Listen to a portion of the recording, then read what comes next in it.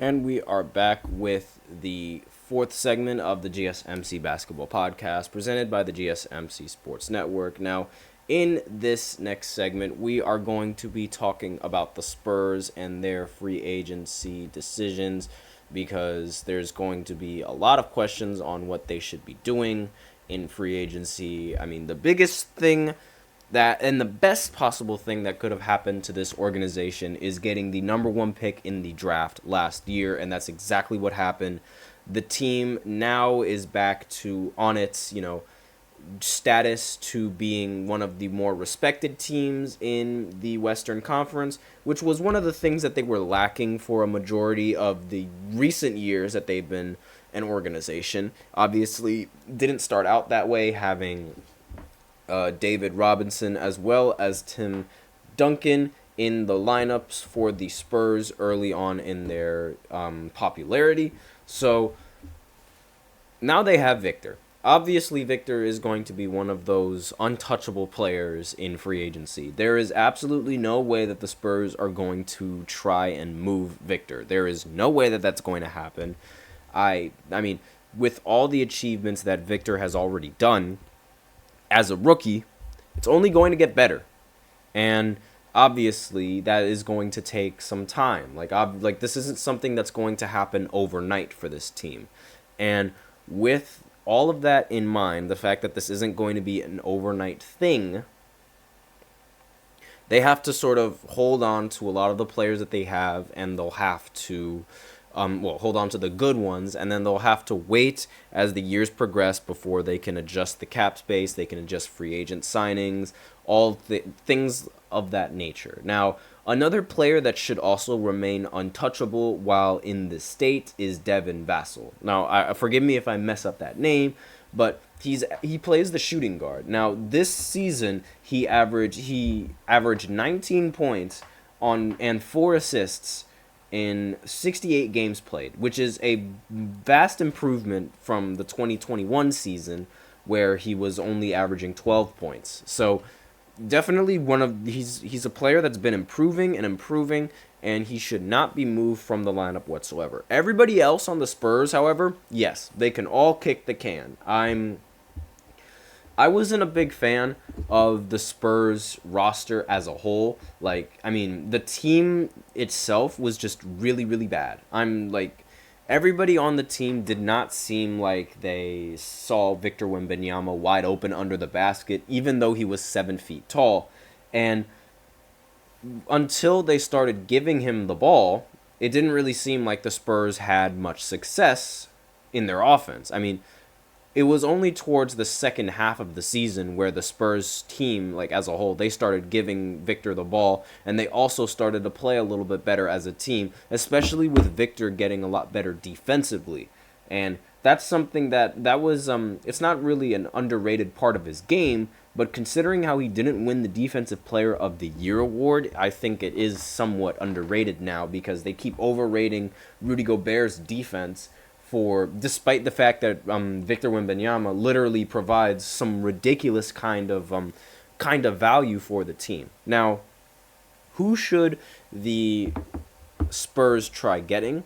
Well, one of the easiest things to think of is getting a guard that can play make, can be a very solid second option, doesn't necessarily have to play the defense, but can facilitate the offense, handle enough of the offensive duties, as well as, score, pass, do everything that a point guard should be able to do.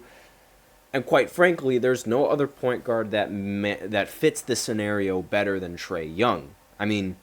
If you think of how good Trae Young is with just any other center, you give him Victor Wembanyama, who is arguably one of the best defensive centers as a rookie that the league has ever seen, and is arguably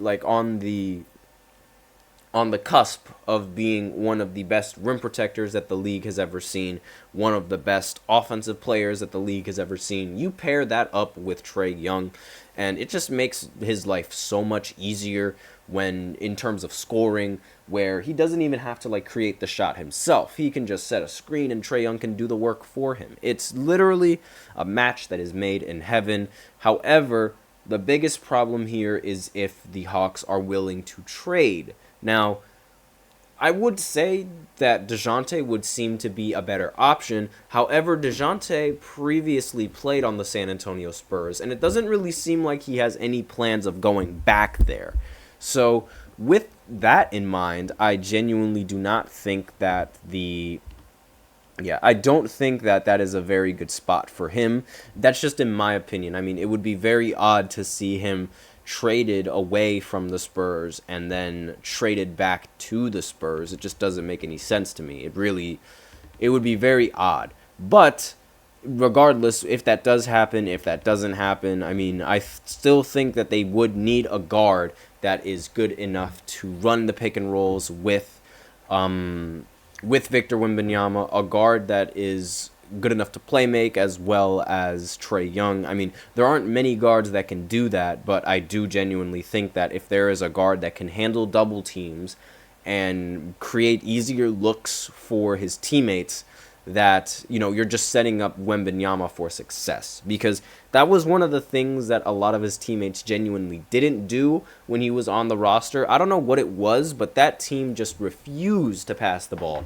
And it was very, very apparent, especially when you were like watching it from the perspective that, okay, so the team is really bad. Like, even if you didn't watch it from that sort of perspective, you would see that, like, for some reason the Spurs, they were just making things a lot more difficult for themselves than it needed to be. Like, one of the things that they kept doing was they just kept taking these difficult mid-ranges when they could have just dumped the ball down low and given it to Victor. Like, he's 7'4" for a reason, and if you're not utilizing that height to its advantage, then what's the purpose of him even being tall?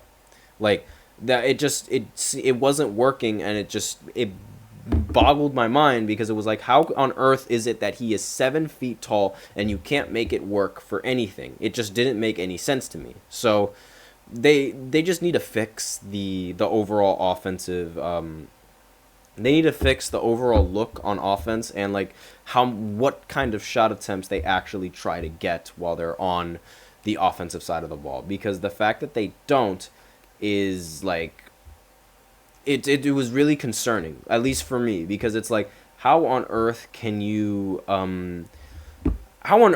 you the ones like trying to win a basketball game when you're just not even utilizing your players to the best of their ability? It doesn't make sense for me. But that's basically all I have for this sort of segment. They need to get a guard that has the potent abilities to score on offense while also having enough ability to play some good defense. Well, not really play good defense, but I mean, like, cause some kind of disruptions. This year, Trae Young was actually really good at getting steals, and it was a really overlooked part of his game. But since that he's able to get the steals now, I think there would be nothing wrong in getting him on the roster. And on top of that, I mean, like, it seems like the Hawks are looking to trade him anyway. So it would be really useful to just have him on the roster whenever they need him. And I mean, they can't get DeJounte because now, like, DeJounte doesn't seem like he wants to be on the Spurs, which is a little bit unfortunate for them. But aside from that, they have a really good option with Trae Young, who is the better option of, like, between the guards. Like, he's a better individual guard than DeJounte on the offensive side of the ball. But all around, like, the all-around style of play is what DeJounte has an edge over. And if that's going to be the only thing that's, like, really going to bother between picking DeJounte or Trae Young, then I think the option should be picking Trae Young, because you already have defense with Victor. Like, Victor would be able to defend the paint against roughly anyone, and you're really looking for offense now if you're the Spurs. Like, if you're at the point guard position, you need to be able to play offense, and that's something that the Spurs are desperately going to have to look for. So, and not only that, there aren't many guards in the draft class that they could draft. I mean, if they are going to pick